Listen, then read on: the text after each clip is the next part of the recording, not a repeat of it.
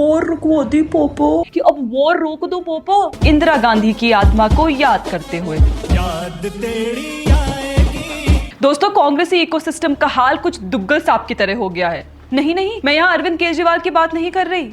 मेरा मतलब कि जैसे दुग्गल सांप किसी दिन अंधे बन जाते थे, किसी दिन काने तो किसी दिन गूंगे, उसी तरह ये कांग्रेसी टूल किट भी पहलगाम हमले के बाद से सरकार के प्रति कुछ ऐसा ही रवैया अपनाता दिख रहा है। अब देखिए, हमने अपनी एक पुरानी वीडियो में आपको बताया था कि कैसे नेहा सिंह राठौर, अरफा खानुम, द कैंसर डॉक्टर और इन्हीं गैंग के कई ऐसे लोगों ने डी-एस्केलेट और से नो टू वॉर वाला ट्रेंड शुरू कर दिया था। मतलब कुछ दिनों पहले तक जो लोग सोशल मीडिया पर बैठकर प्रधानमंत्री नरेंद्र मोदी को पाकिस्तान से पहलगाम में हुए हिंदुओं के नरसंहार का बदला लेने को उकसा रहे थे, उन्हीं लोगों ने पाकिस्तानी आतंकियों के खिलाफ अपने देश के ही ऑपरेशन सिंदूर के बाद से युद्ध को लेकर शंका जतानी शुरू कर दी और अचानक से ये टूल किट ये ह्यूमन राइट्स कार्यकर्ता बन गए। पर कल शाम अमेरिकी प्रेसिडेंट डोनाल्ड ट्रंप के भारत और पाकिस्तान के बीच सीज फायर की घोषणा करने के बाद से ही इस इकोसिस्टम को अचानक से इंदिरा गांधी की याद आ गई।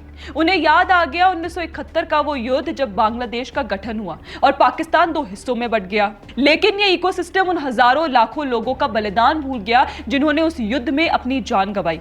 मतलब इंदिरा गांधी के उस निर्णय में ना इन्हें कोई युद्ध दिखा और ना उसमें मारे गए लोगों की जान, क्योंकि of course party over nation always. अब आप पत्रकार राजू पारूलेकर को ही देख लीजिए, 8 मई को युद्ध के खिलाफ पोस्ट किया, फिर सीज फायर के बाद यानी कल इंदिरा गांधी की 1971 के युद्ध की तस्वीर डालकर लिखते हैं कि संगी चला था इंदिरा बनने। ये देखिए द वायर के पत्रकार अरफा खानुम शेरवानी का before and after cease fire का दोगलापन। यह देखिए कांग्रेसी नेता मुमताज पटेल डी-एस्केलेट की गुहार करने वाली सीज फायर के बाद इंदिरा गांधी को याद कर कहती दिखी कि कैसे उन्होंने अमेरिका की ना सुनकर एक देश को 2 हिस्सों में बांट दिया। तो मैडम मुमताज, देश को बांटने के लिए 1971 का युद्ध हुआ था, वही युद्ध जिसको लेकर आप आज की केंद्र सरकार पर अभी कुछ दिनों पहले कटाक्ष कर रही थी। इसके अलावा डॉक्टर हुसैन यानी द कैंसर डॉक्टर का भी दोगलापन दिख गया।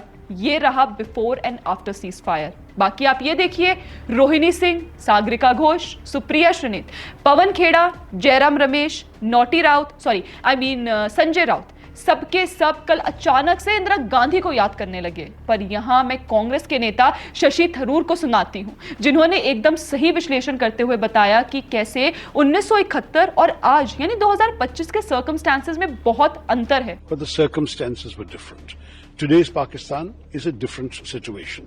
Their equipment, their military equipment, the damage they can do, everything is different. And the circumstances of Bangladesh, we were fighting a moral cause to actually bring people to freedom and liberation. That was a completely different story.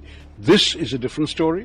दोस्तों, सुना आपने कि कैसे तब के हालात और आज के हालात में बहुत फर्क है। और इंदिरा गांधी के 1971 युद्ध में भूमिका को लेकर गुणगान करने वाली ये इकोसिस्टम ये क्यों नहीं बताता कि कैसे इंदिरा ने 93,000 पाकिस्तानी पीओडब्ल्यूज को रिहा कर दिया था और वापसी में उन्होंने पाकिस्तान से अपना एक भी पीओडब्ल्यू नहीं लिया और उन्हें वहीं पाकिस्तान में सड़ने दिया। इंदिरा गांधी ने शिमला समझौता किया जिसे पाकिस्तान ने प्रैक्टिकल कभी नहीं माना। यह है कड़वा सच उस 1971 के युद्ध का और इंदिरा गांधी का भी, जो आपको ये टूल किटिए कभी नहीं बताएंगे। खैर, आप लोगों का इस इकोसिस्टम के दुग्गल साहब वाले कैरेक्टर को लेकर क्या कहना है हमें कमेंट करके अवश्य बताएं। बाकी आप हमारे चैनल को सब्सक्राइब करना ना भूले। जय हिंद।